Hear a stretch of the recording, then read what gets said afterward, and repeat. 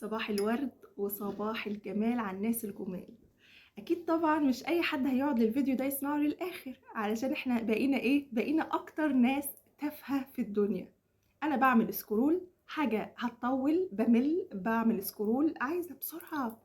هو مين اللي خلاني كده؟ وخلي بالكم مرحله الملل اللي بتصيبنا وانا منكم، لحد ما سمعت الفيديو ده واستفدت منه قلت اجي افيدكم، ويا رب افيدكم ويبقى في ميزان حسناتي يا رب يا رب، عشان اشجعكم وتشجعوني. كلنا ضعفة ولازم ناخد بايد بعض. طيب تعالوا ما اقول لكم معلومه حلوه قوي. عارفين ان في ناس بتتخانق عليك، بتتخانق علينا علشان يخلونا فارغين فاضيين، نفس مجوفه ضعيفه وفقيره بتفتقر لكل حاجه. فبعد كده تعمل ايه؟ يخلوك تمل، عايز المعلومة السطحية. هم خلونا كده مش قادرين نسمع معلومة مطولة، لدرجة ان انت لو عرفت ان في حد بيقرأ سورة البقرة كل يوم هتقول كل يوم بيقرأ سورة البقرة؟ ايه ده؟ والله العظيم الموضوع بسيط، بس هم خلونا بنمل من اقل الاشياء وعايزين. وبعدين خلي بالك مرحلة الملل دي، مين فينا بيقعد يعمل سكرول على الفيسبوك او السوشيال ميديا عموما وبيحس بعدها ان هو مبسوط وسعيد؟ كلنا بنحس بالملل، بعده ظلمات ووحشة جوه نفسنا، ضيق في النفس، اختناق. وفي ناس بتخرج باكتئابات جامدة جدا، في ناس بتحس بان هو في ايه؟ هو انا اصلا كنت داخلة بدور على ايه؟ هو احنا كان قصدنا ايه؟ بياخدك من حاجة لحاجة لحاجة لحاجة بدون ما تشعر، وبعد كده بيوصلك لانك تبقى من عيلات كتيرة قوي، كل واحد شريك في حته. فاكرين لما كنت بنزل كده سؤال ونقعد نجاوب؟ اكبر عدو الخوف، النفس هي اكبر عدو، الشيطان، كل ده حقيقي. بس والله ما في اكتر من خطر الفراغ. الفراغ اكبر عدو للانسان، اكبر عدو لينا كلنا الفراغ. انت ممكن تعمل فنجان قهوة وتيجي او تشرب كوباية نسكافيه زي كده، لان الموضوع هيطول شوية، بس والله ما هتندم، هتخرج من الفيديو ده وانت عالي العال. وهو مش هيطول، انا مش هطول، انا هقول لكم على الاساسيات كده، وواحدة واحدة هناخد بايد بعض باذن الله. ايه هو الفراغ اصلا؟ الفراغ انك تبقى قاعد مش عارف انك بتعمل ايه، وبتمسك الموبايل علشان انت ملكش هدف. انت بتفكر انك هتتفرج على حاجة، ولو داخل تعمل سيرش، كم واحد فينا بيدخل يعمل سيرش ويلاقي نفسه خرج من غير اصلا ما يعرف المعلومة اللي هو عاوزها، او المعلومة اللي هو عاوزها عارفها وفات وقت طويل جدا، لانه اخدك من حاجة لحاجة لحاجة لحاجة بدون ما تشعر. بيسحبوك، بيخلونا سطحيين، بنمل، مش عايزين يخلونا ناس كويسة. هم ليهم هدف، هم مين؟ هم اللي ما يتسموش اللي ما يتسموش. تعالوا اقول لكم ايه الاسباب اللي بيعملها وايه كمان حلها، وان شاء الله هناخد بايد بعض. كل شويه اقول لكم كده تعالوا ناخد بايد بعض، ويا رب يا رب يا رب كل واحد يعمل حاجه خير تقعد في ميزان حسناته، امين يا رب. في 3 حاجات كده نعرفهم قبل ما نعرف الفراغ ده ممكن يعمل فينا ايه. النفس دي اول حاجة لازم تعرف ان انا وانتو كلنا اي نفس في الدنيا قابلة للتغيير، متقلبة. في حد بيحب حد طول الوقت، بنيجي فترة كده نمل، نزهق، الصاحب ساعات يزهق من الاخ من اخوه، الام حتى الدنيا كلها متقلبة. احنا نفسنا ساعات ما بنبقاش راضيين عن نفسنا فترة كده معينة. طيب يعني الإنسان مش ثابت، الإنسان متغير متقلب. عشان كده دايما ندعي ربنا ونقول إيه؟ يا مقلب القلوب ثبت قلوبنا على دينك، أمين يا رب، نسأل الله الثبات. طب دي ميزة ولا عيب؟ والله أحيانا بتبقى ميزة وأحيانا بتبقى عيب. الإنسان المتغير ده ممكن يتغير للأفضل وممكن يتغير للأسوأ. يعني حاجة لازم تعرفها إن الإنسان كلنا عندنا نقص، ودايما بنبحث لسد النقص ده، والرغبة بتقوم على سد النقص ده. كل واحد فينا بيرغب في شيء حتى لو مختلف عن التاني. حتى الأطفال من وهي صغيرة بتحلم بحاجات وتكبر شوية تحلم بحاجات تانية. كلنا عندنا رغبات، وكل متع الدنيا دي لو اتجمعت علشان تسد الرغبة دي والله ما هتسدها. عارفين ليه؟ علشان هو الرسول قالها صلى الله عليه وسلم: لو أن لابن آدم واد من ذهب لابتغى واد آخر. هو ابن آدم كده دايما عنده نقص أو طماع وعنده رغبات، وهي الرغبات دي بقى بتخلص ابدا. الرسول صلى الله عليه وسلم شاور كده زي خط مستقيم وقال ايه: هذا امد ابن ادم، فاذا جاء الاجل قطع الامل. الانسان دايما بيرغب يرغب يرغب ومش عارف انه هيموت دلوقتي، مش عارف انه هيموت قبل ما يحقق امله، قبل ما يحقق هدفه. كلنا لما بتيجي لحظة الموت بتاعتنا بيبقى في دماغنا ان احنا لسه هنعيش ولسه هنعمل وهنسوي وهنبني وهنسافر وهنعمر وهنكبر كلنا كده. فاذا جاء الاجل قطع الامل. خلي بالكم ما يملاش جوف ابن ادم ولا عينه غير التراب. لما يجي يتدفن شويه التراب اللي هيتحطوا في جوفه وعينه، هي دي بس الحاجه الوحيده اللي هتملى عينه، لانه طول ما هو عايش في الدنيا بيطمح وعنده رغبات، والرغبات دي ما بتنتهيش. يبقى اول حاجه الانسان متغير قابل للتغيير والتشكيل والتقلب. تاني حاجه ايه؟ عنده نقص وبيجري دايما لسد هذا النقص. تالت حاجه ايه؟ الانسان مش ساكن، يعني مفيش انسان قاعد كده على طول الوقت. الانسان في حركه دائمه، عايش في وعاء زمني، هيخلص هيموت. يعني عمرك محسوب بوقت معين وهتموت في الاخر. ومفيش انسان ساكن في مكانه. يعني كان الرسول صلى الله عليه وسلم بيقول اكتر اسماء صادقه حارس وهمام. ساعات الانسان احنا بنقول ايه، له نصيب من اسمه. مفيش حاجه اسمها لها نصيب من اسمه. ممكن تبقى اسمك كريم وانت بخيل ولطيف وما انتش دمك خفيف، وممكن يبقى اسمك ايمان وانسانه نسال الله العفو والعافيه يعني فاسقه او حاجه. فمش دايما الانسان بيبقى له نصيب من اسمه الا حارس وهمام. دايما الانسان حارس على شيء، ودايما الانسان مهموم بشيء، همام او بيهم بعمل ما. زي ما قال رسولنا الكريم: ياتي الاجل فيقطع الامل.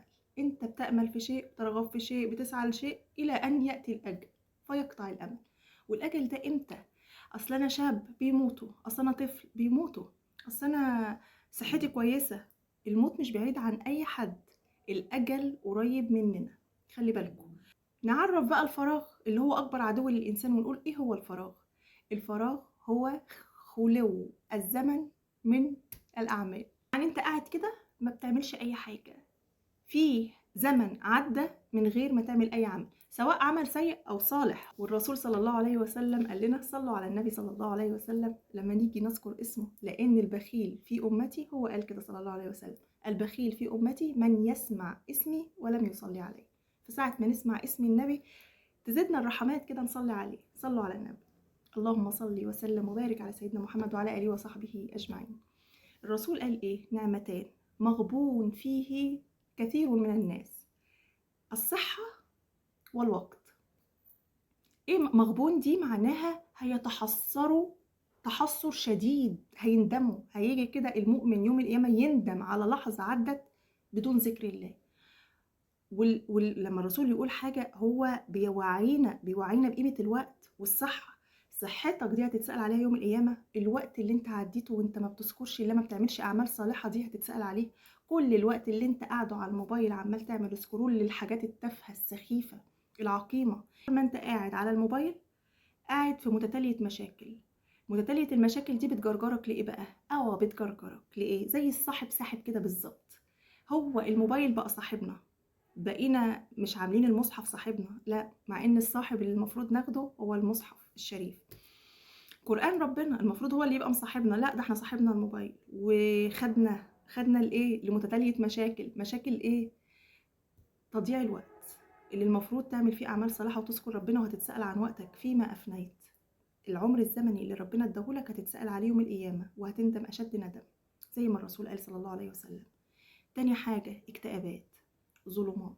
تخرج من الليلة دي أصلا بعد ما بتعملي سكرول أو بتعمل سكرول كتير كتير كتير، تخرج ضيق النفس، في مشاكل كتيرة جواك. وإيه بقى؟ هايف سخيف، انت مش عارف ولا معلومة من اللي انت شفته ده كله. اوعى تفكر ان دي معلومات، انت بقيت سطحي، مش قادر تسمع معلومة طويلة، ولا تقعد لقرآن تسمعه، ولا قادر تعمل اي حاجة غير بسرعة بسرعة بسرعة بسرعة. الوقت واخدك، وده كله حذرنا منه النبي صلى الله عليه وسلم. طيب الموضوع ده ممكن يعمل ايه؟ هيسبب لك مشاكل نفسية، وهتمرض نفسيا، وهتبقى محتاج تتعالج نفسيا. الفراغ ده هيخليك نفس فقيرة، دايما عاوزة تفكر في المشاكل وبس. ده ما ردش عليا، ده قال لي كده، ده لما قالت لي كده كان المفروض اقول كده. واتذكر في القرآن ايه؟ فإذا فرغت فانصب. إذا فرغت فانصب، عملت أي حاجة انصب. انصب دي بقى جميلة. تعالى بقى ايه، تقوى كده وانصب إلى ربك. التجئ إلى ربك بالأعمال الصالحة، التجئ إلى ربك بذكره، بالصلاة. صلي ركعتين كده وادعي ربنا، اذكره. ما تعديش وقت بدون عمل صالح، بدون ذكر الله. شوف، ماشي في المواصلات، ده وقت فاضي استغله. رايح شغلك، ده وقت فاضي. نايم، استغل كل حاجة. انت قبل النوم قول لا انا هسيب الموبايل، انا مش هنام وانا ماسك الموبايل، لازم وقت قبل النوم اذكر فيها الله. اذكار المساء، عمر بن الخطاب الفاروق قال لنا ايه؟ اني لاكره ان يكون العبد فارغا من عمل للدنيا او عمل للاخرة. بيكره اي حد ما بيعملش حاجة للدنيا او الاخرة. اكتر حاجة كانت بتعكنن عليه كده وتضايقه ان انسان يبقى قاعد كده سرحان. اصل انت ايه سرحان؟ انت بذكر الله، عندك وقت فانت بذكر الله. انا كتير كنت بسرح والله، بس لما عرفت كده بقيت ايه، اسبح ربنا. لو عايزه اسرح خلاص ما عنديش اي حاجه، اسبح ربنا. ربنا غني، ربنا غني عن اي شيء احنا بنعمله. ده احنا لما بنعمل حاجه وبنتقرب الى الله بنتصدق على نفسنا. هتفضل بقى مشغول بالسخافات والتفاهات اللي هتضيع لك وقتك، ضيعت دنيتك واخرتك. الموبايل ده والسوشيال ميديا عموما معموله بتكنيك معين كده تضيع لك وقتك بالقصد، سحباك. بقيت بدون إرادة. انت ما تقدرش تسيب الموبايل شوية، ما تقدرش تقول الموبايل كفاية كده خلاص ورايا صلاة كفاية، لا المعدي دي هقوم هصلي بعد دي، طب بعد دي، طب بعد دي، طب بعد دي. ما هي الحاجات بسرعة بسرعة بسرعة وبتخلص بسرعة بسرعة بسرعة، بس تلاقي نفسك في الآخر ساعة ورا ساعة ورا، وقاعد. دي كمان جسمك بقى شكل مش حلو. في البنات والولاد ماشيين مقتبين دلوقتي، ظهرهم مقوس وقاعدين ما شاء الله. الجسم اختلف، الاكل بقى اي كلام. طبعا الجانك فود بيتعرض، فانت بتروح تاكل، كل ما تشوف اكل عايز تاكل منه، كل ما تشوف موديلات وحاجات. وساعات تشوفي حاجات انت ما تقدريش تشتريها فتخرجي مكتئبه من الموضوع كله. ساعات تشوفي فنانات، وساعات تشوفي حاجات انت ما تقدريش تعمليها في حياتك، او مش هتوصلي مادياتك مش هتقدر توصل للمرحله دي، فما بتبقيش بتوصلك لانك ما تبقيش راضيه ولا قنوعه بحياتك، ودايما عندك الشغف انك تبقي كده وكده وعايزه تعملي ايه في بشرتك، وعايزه تلبسي ده وعايزه تعملي ده، كانها احلام ورغبات ما بتتحققش. فبتخرجي من الموضوع كله انك مكتئبه، زعلانه، في ظلمه في قلبك، وما انتش عارفه ايه الظلمه دي، ما انتش عارفه ايه سببها. خلاص بقى العقل الباطن مخزن كميه معلومات تهدك تدمرك. وخلي بالكم، اطفالنا بيتعرضوا لخطوره جامده جدا محدش فاهمها ولا عارفها، او في ناس عارفاها وبقوا بيسيبوا برضو اطفالهم لانهم مش قادرين عليهم. لعبه روبلكس، تيك توك، الاوتاكو، بعض افلام ديزني، دي حاجات بتستهدف عقل الطفل اللاواعي اللي بيخزن عشان تحسوا على الشذوذ والتحرش الجنسي. شوفوا بيوصلونا لايه، شوفوا بيحاربونا ازاي. عايزين يخلوا ده ممسوح والطفل يطلع عنده شذوذ ضعيف فاضي. لازم نبقى مجوفين، لازم. طب هقول لكم في كوارث اكتر من كده. طب ما تيجوا نقفل على الليله دي ونشوف نعمل ايه، ازاي نقوي ارادتنا. هو ازاي الانسان بيوصل لمرحله الشذوذ، او انه مدمن الافلام الاباحيه، او مدمن انه بيعمل حاجه ومش قادر يفصلها؟ عارفين الاجابه ايه؟ انك فتحت الباب. كان في حاجات زمان بتتحجب، دلوقتي مفيش حاجه بتتحجب. انا بلاقي في السكرول، انا ما بدورش على اي حاجه خالص، بلاقي فيديوهات كارثة، قسما بالله الألفاظ كارثة والتعامل والأسلوب كارثة. وزي ما بتطلع لي بتطلع لأي حد، أطفال شباب مراهقين. الثقافة دي بتحولك لإيه؟ أنت مستهدف. فتحت الباب لقيت فيديو كده من أوله اوعى تيجي جنبه. والرسول صلى الله عليه وسلم وصانا، قال لنا إيه الرسول؟ قال لنا في أبواب عليها سطور إن فتحته تلجه. يعني في حاجة مسطورة ما تجيش جنبها، ولا من باب الفضول، ولا من عينك بتخزن حاجات.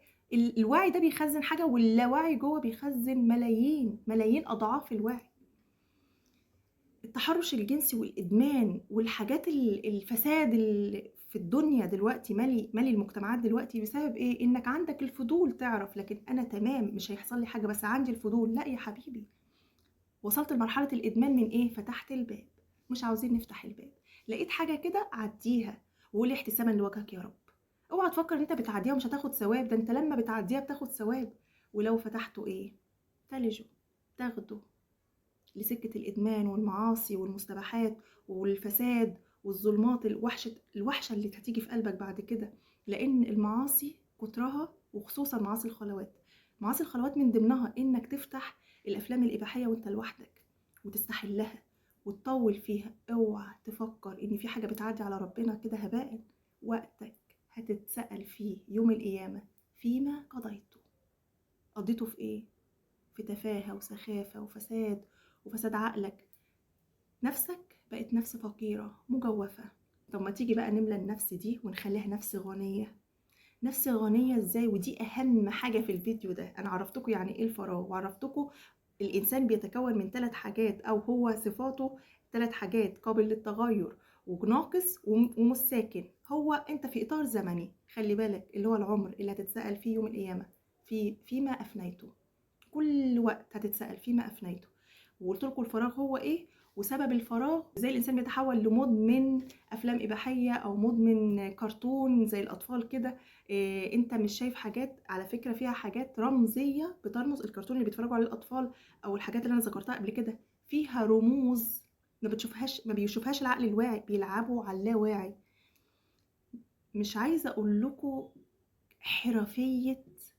حرفية الناس اللي بتقوم بالبرمجة في الموضوع ده دارسين ازاي يدخلوا عقل الطفل اللاواعي ويأثروا فيه ويخلوه في الآخر بني آدم كده نفسه ميالة للشذوذ الجنسي والتحرش. هم فاهمين بيلعبوا على ايه من كل حاجة، الخلايا العصبية ازاي والبصر ازاي وايه هو اللاواعي والواعي. مش بيعملوا كل حاجة كده بهباء، لا، ده كل حاجة مدروسة لإفسادك. هنفسدك يعني هنفسدك. احنا وراك وهنخليك انسان ضعيف ومحطم. يعني هنخليك انسان ضعيف ومحطم مش قريب من ربنا. تعالوا بقى نتكلم ازاي نملى نفسنا دي ونخليها نفس غنية.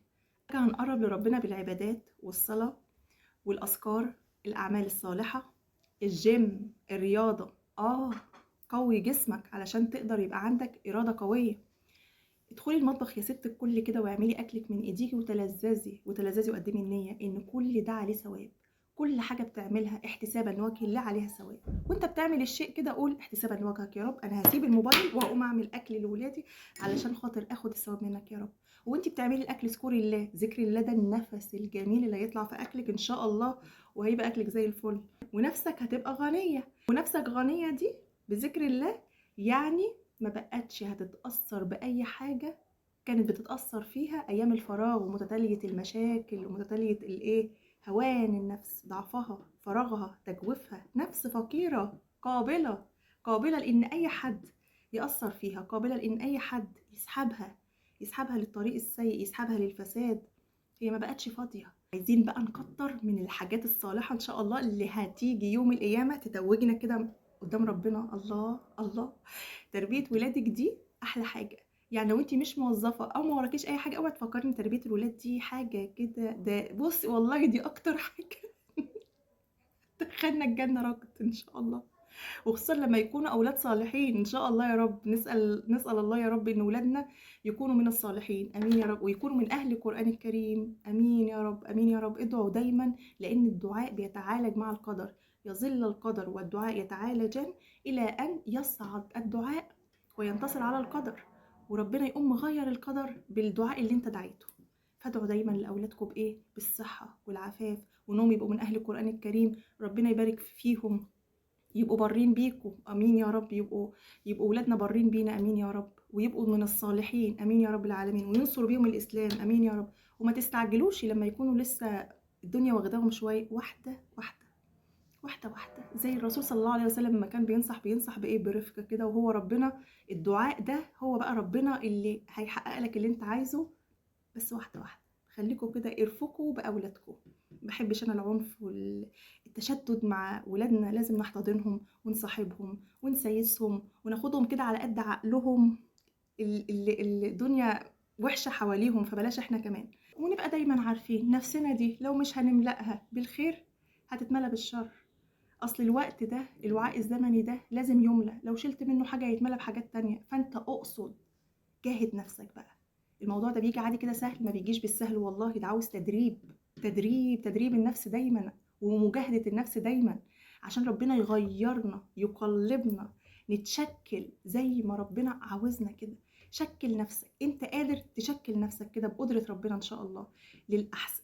هنغير من نفسنا بالمجاهدة اللي هي تزكية النفس. مش انا قلت لكم ان ربنا خلقنا علشان نعبده ونعمر الارض ونزكي النفس؟ هي دي تزكية النفس. ان لم تشغل نفسك بالحق شغلتك بالباطل. هي النفس كده، لو مش هتملى الفراغ اللي عندها بالحق والاعمال الصالحة هتوديك في سكة الباطل. لا ده انا هجيبك وهزكيكي بصي انا هعلمك الادب. عشان ايه؟ احتسابا لوجهك يا رب. احتسابا لوجهك يا رب دي حاجة كبيرة قوي، انك تعمل الشيء حتى لو انت لوحدك، بس من غير يعني مش لازم الناس هيقولوا ايه، انا هعمل كده عشان الناس ومش الناس. يعني نقاوم نفسنا برضو من الحتة دي، لو احنا عندنا حتة الناس دي مهمة، دي برضو نقاوم نفسنا فيها عشان نعمل كل حاجة احتسابا لوجه الله. احنا بنغلط هنتوب، ولما نتوب ونرجع نغلط تاني، ما هو احنا ربنا التواب. هبقول لكم اسم الله التواب ده له كده فيديو هعمله لكم عن رحمته الواسعة، وازاي هو يظل العبد يتوب الى الله وربنا يقول لك غفرت لك، غفرت لك. يتوب الى الله ويرجع المعصية تاني ويرجع يستغفر، غفرت لك، ربنا غفرت لك. يظل العبد يتوب إلى الله إلى أن يمل العبد من توبته، والله لا يمل. الله لا يمل من توبة العبد. مش احنا بنغلط وبنعصي ربنا، بس نتوب توبة نصوحة، مش نتوب علشان خاطر نرجع للمعصية تاني ونقول ربنا ما في هو ربنا. اوعى ينكرون ويمكر الله والله خير الماكرون. اوعى تستهون بالله في معصية او معصية خلوات، اوعى. اتقوا الله. وبعدين ايه النفس دي لما تاخدها ونزكيها ده عليه ثواب كبير، المجاهدة دي عليها ثواب كبير. يا رب انا هقعد هحفظ اهو احتسابا لوجهك يا رب، يا رب انا هذكرك احتسابا لوجهك يا رب، يا رب انا هعمل اكل لاولادي احتسابا لوجهك يا رب، هقاوم يا رب الموبايل وهسيبه احتسابا لوجهك يا رب. والمجاهدة دي بقى ربنا بيبارك فيها. كل ما يشوفك بتجاهد وبتترك حاجة سيئة لأجل وجهه واحتسابا لوجهه ربنا بيبارك لك. يعني لو انت كنت عايز تعمل حاجة واحدة بس حلوة احتسابا لوجهه، بيبارك لك في وقتك عشان تعمل اكتر من حاجة، وبيساعدك على كده، وبيديك الإرادة اللي هي إيه تقويك على الأعمال الصالحة، ونتحول لبني آدمين أفضل في متتالية الأعمال الصالحة. زي ما المشاكل بتيجي متتالية، المشاكل بتيجي متتالية الأعمال الصالحة برضو هتيجي ورا بعضها. كأنك بتفتح سجل كده أعمال صالحة جنبه حاجة جنبه حاجة جنبه حاجة، هتلاقي نفسك اتمليت مش قادر بقى ترجع للتفاهة دي تاني. كل ده بقى اللي أنا قلته لكم ده هيحسسنا بإيه في الآخر؟ شعور السعادة اللي الإنسان أصلا بيمشي في دنيته دي كلها وبيسعى عشان يحقق الهدف، ومش تحقيق الهدف ده هو اللي بيبقى عايزه الإنسان. شعور السعادة اللي بيجيلك من تحقيق الهدف هو ده اللي احنا بنسعى عشانه في الدنيا. شعور السعادة اللي احنا هنحسه ده هيحسسنا بالراحة والسكينة والهدوء، ونقاوم نفسنا. ساعدوني وانا كمان اي معلومة هاجي اقولها لكم عشان نشارك بعض وناخد بايد بعض. جنبك واحدة لسه مش فاهمة قولي لها بلاش الفراغ ده، تعالي اما اقولك على حاجة حلوة وشد خدي بايديها، تعالوا نشد بعض لطاعة ربنا. ساعدوني واساعدكم، تعالوا نساعد بعض وناخد بايد بعض علشان نجاهد الشيطان وما نبقاش نفسنا ضعيفة، تبقى نفسنا غنية. ندعي ربنا دايما انه يثبتنا ويستخدمنا وما يستبدلناش. امين يا رب. استخدمنا ولا تستبدلنا، وامين يا رب ثبتنا، امين يا رب ثبتنا. ولو عملت معصية ولا حاجة اوعى تستكثر المعصية على رحمة ربنا. ربنا رحيم هيغفر لك كل حاجة، هيغفر لك كل حاجة إلا أن تشرك به. ربنا موجود، موجود وأقرب إلينا من حبل الوريد، يعني موجود وقريب منك، ما فيش حاجة بينك ولا واسطة بينك وبين ربنا. الجأ له في أي وقت وقول له يا رب أنا نويت أتوب. توب بقى، تعالوا نتوب عن المعاصي واحدة واحدة ناخد. أنا لسه بجاهد نفسي، محدش يقول لي أنت وصل، أنا لسه ونفسي والله نفسي يعني نفسي أوصل إن شاء الله أوصل. لسه بجاهد في نفسي في شوية حاجات كده نفسي أبطلها، بس إن شاء الله أخد بإيديك وتاخدوا بإيديا ونوصل يا رب. أصل الأجل إن جه انقطع الأمل، والعمر محسوم، كلنا هنموت. مفيش حاجة والله العظيم مستاهلة الزعل ولا الغضب، ولا ان احنا نكبر الاشياء، ولا ان احنا يجيلنا سكتة قلبية عشان غضبانين وحرق الدم اللي راح واللي جه. ولا تزعل على مفقود ولا تفرح بموجود. وخليك دايما كده شايف الدنيا دي، اللهم اجعل الدنيا في ايدينا ولا تجعلها في قلوبنا. اللهم امين يا رب. ثبتنا وعمر في اوقاتنا وبارك في اوقاتنا يا رب للاعمال الصالحه، امين يا رب. وثبتنا على الطاعه وبعثنا على طاعه، امين يا رب العالمين.